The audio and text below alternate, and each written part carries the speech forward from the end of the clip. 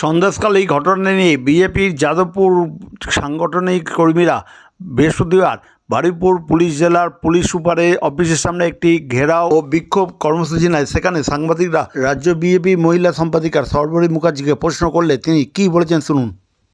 জাতীয় মহিলা কমিশন দিন আগে গিয়েছিল, বললো ওই ঘটনার পর আমাদের কাছে কোনো রিপোর্ট কেউ করেনি। কি ভয় দেখানো হচ্ছে, ভয় দেখিয়ে মুখ বন্ধ করে দেওয়া হচ্ছে। আমি জিজ্ঞেস করছি, রাজ্যের মহিলা কমিশন কোথায়? মানবাধিকার কমিশন কোথায়? কেন তারা চুপ? কোথায় রাজ্যের ভাতাজীবী বুদ্ধিজীবীরা? কোথায় তারা যারা মোমবাতির মিছিল করতেন? কোথায় বঙ্গবন্ধুদের ইনসাফ যাত্রা? ওই সন্দেশখালীতে কোনো আমিনা নেই, কোনো রেহেনা নেই, তাই সেখানে ইনসাফ যাত্রাটা হয়নি।